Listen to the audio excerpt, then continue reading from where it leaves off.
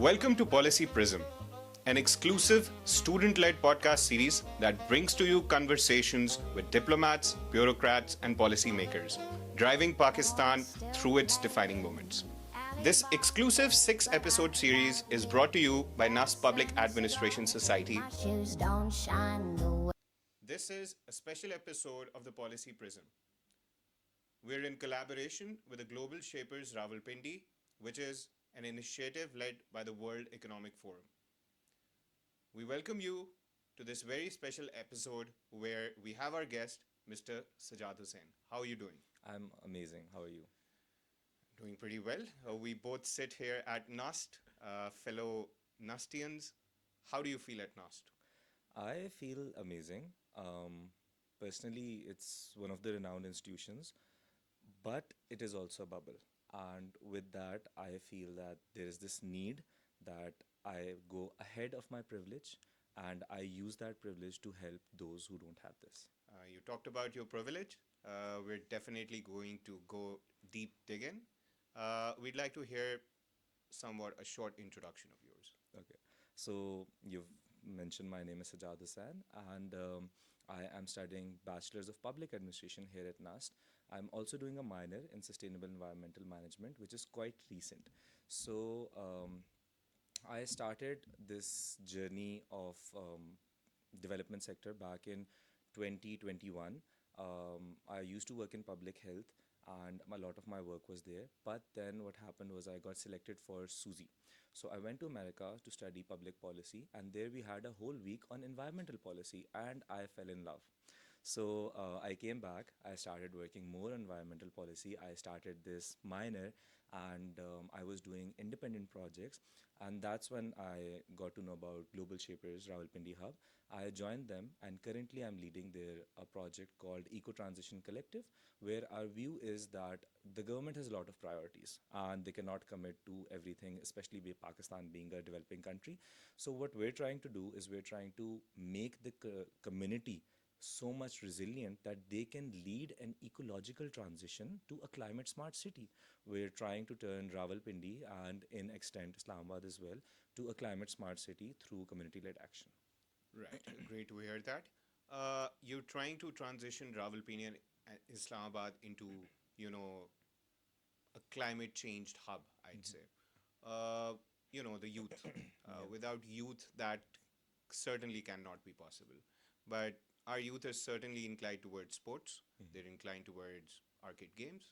They might be inclined towards debates, politics, especially in Pakistani context. I mean, how do you bring them towards a serious topic like climate change? I mean, it's particularly very serious, I'd say. So I don't think that we need to bring someone here. I feel like the people that want to work here, we just don't need to diminish them, right? So I'm from Gilgit-Baltistan. I grew up watching gloves. I grew up watching my friends, my cousins, my people around me die because of gloves. There is, when everyone discusses gloves, they discuss its economic impact. There's an impact of life. There's an impact of loss of culture that happens with these floods. One of my friends' villages, when they were hit with a glove, that village is Bubur, it was divided into two. So the glove actually separated the village into two parts, and till date, it's still in two parts. In my village, there was a natural earthquake, which my village is Kordo. So there was a natural earthquake which disturbed our only water storage tank. Until this date, that tank has not been restored by the government. So in these times, even in my village and throughout Gilgit-Baltistan, throughout Pakistan, there are people who are more interested in sports and they want to be, and that's good for them because we need sportsmen, we need businessmen, we need other professions. But the people who are working in climate, they cannot come through. They cannot start working on climate, and the reason for that is only and only political. Climate change is intersection with each and every human activity, whether it is politics, whether it is business, whether it is policy, whether it is day-to-day, every life, transportation, energy, transition, everything. So what happens is when these guys come up and these guys hold them accountable, because a huge part of the youth is holding elders, not elders, but the experienced people accountable. So when they do that, they don't like it. So that's why they try to diminish them. They don't let them become a part of the decision-making spaces that is required for them and to ensure accountability in Pakistan. So I don't think it's a part of the fact that youth don't come towards it. It's more like youth is systematically excluded from it. Interesting.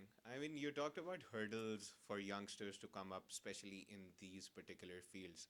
But I mean, fortunate enough for you, you were one of those four youth delegates at COP30 this year. Yeah. We'd like to hear about how did you get through to the conference, and what was the conference like, both in context of Pakistan and on a global level as well. Okay, that's a very long answer to that. I'll try to shorten it. So I was fortunate enough because there's this competition that happens every year in Pakistan. It's through a program called Youth for Climate Pakistan, which is organized by UNICEF and Ministry of Climate Change. So people compete in that, and every year, six, four, eight, depending upon the budget and all, youth attends COP, and they are the delegates there. So this year when I attended it, every year COP has a theme, and this year the theme was nature-based solutions. But overall, there was almost no, you could say, meaningful negotiation on transitioning towards nature-based solution. Brazil itself cleared a whole forest to build the venue of COP, right, which is wrong. Very contradictory. Exactly. Yep. And then when COP started, there was a lot of mismanagement there. But apart from that, the a problem that I had with COP is that it's 2 weeks long. I am a development practitioner. I'm always focusing on trade-offs, and I'm always focusing on the fact that what can help the community, the policy, and the citizenry uh, come to a certain middle ground, right? So it's a 2 week long conference in which the first whole week is nothing but just some pavilions of countries where discussions are taking place, and those discussions are not contributing in any way to the final document of COP, right?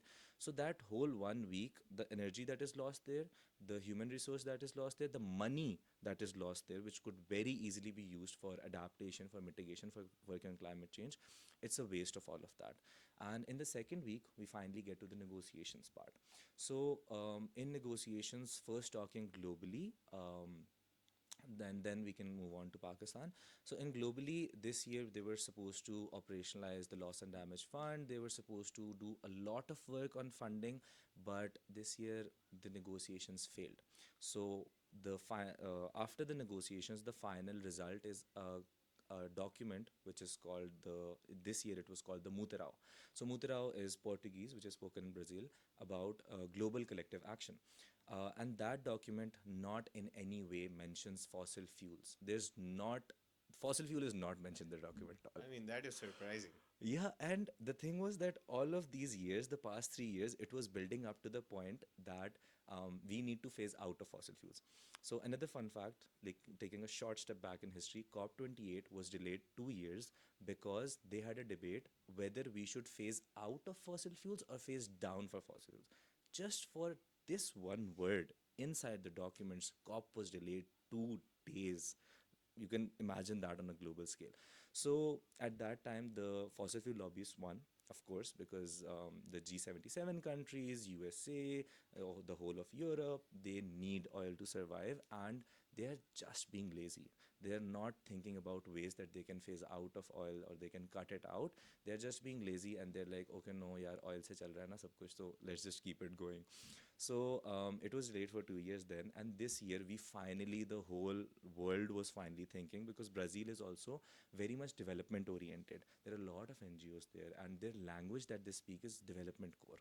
So what happened was this year we were thinking that finally the document will say phase out of fossil fuels, but it did not. I mean, you spent 2 weeks affecting the environment in probably the most, you know, not so good ways, Yeah. and then you don't come up with the solution that you were looking for. Exactly. The nature-based solutions are mentioned very remotely. There is a mention of youth 2 times in the document, which is good. There's mention of children, which is good, but those things have been being mentioned for the past COPs as well. This year it was the phase down approach, but it didn't happen. In terms of Pakistan, Pakistan was very weird this year. It was because there was a lot of politics being played into it. There were two teams at Pakistan. There was the Pakistani team, and then there was more teams, different teams of different provinces, which was quite weird because that was not something that I was seeing at any other pavilion, but it was there. But we can, hopefully next year nothing like that would happen. It I would mean, be we're just proud one of point. our culture. We are proud of our culture, but then it becomes a part of equality. Absolutely. So then, if there's like one Pakistan team and one other team, then there should be four other teams or five other teams, right? So it becomes a part of equality. Right. I mean, a competition is something that runs in our blood, and we do want to compete with ourselves sometimes. That is probably what brought a lot of teams there. But generally, when you talk about Pakistan, we talked about COP30 and what Pakistan has been doing on that context. Let's talk a bit about things that are being done on a governmental level or on a national level generally. What is Pakistan's climate ministry doing for the climate changes that are coming up ahead? I mean, we've been hit by catastrophic floods recently.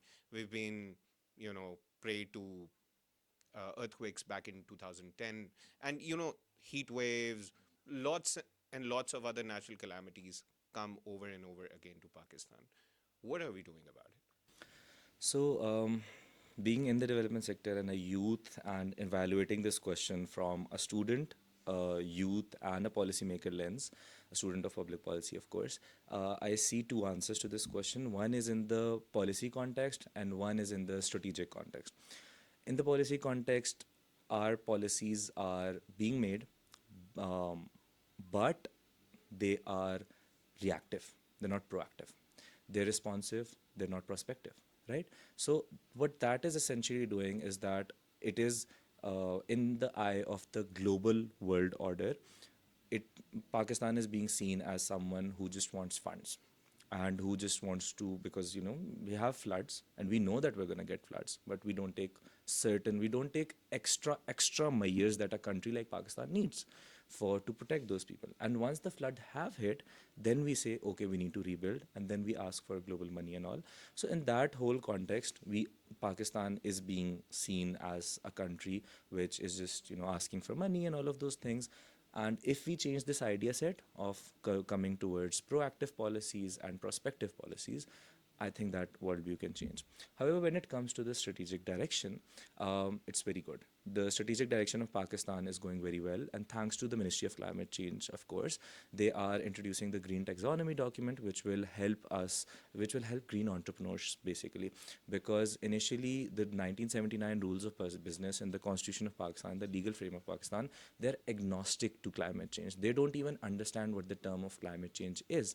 So this Green Taxonomy document is going to help that. Then we have the NDCs, which are very, very ambitious, which is something that is very good for developing countries. However, we are really looking forward to the NDC implementation plan, which is the next step that comes after an NDC.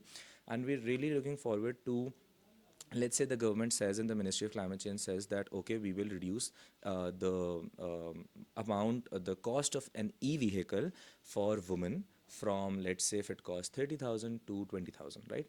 But you need to understand that women in Pakistan don't even have 20,000 to begin with. You need to have another financial instrument right there in the implementation plan to ensure that they can buy that bike for 20,000. Absolutely. I mean, if I were to ask you about Pakistan um, and its policies towards green finance, what have we been able to do so far? And what, as a young environmentalist, would you want Pakistan to do ahead? So we have been trying a lot to grab onto green finance. We have been crazy about it, but not getting it. That's the reality of it.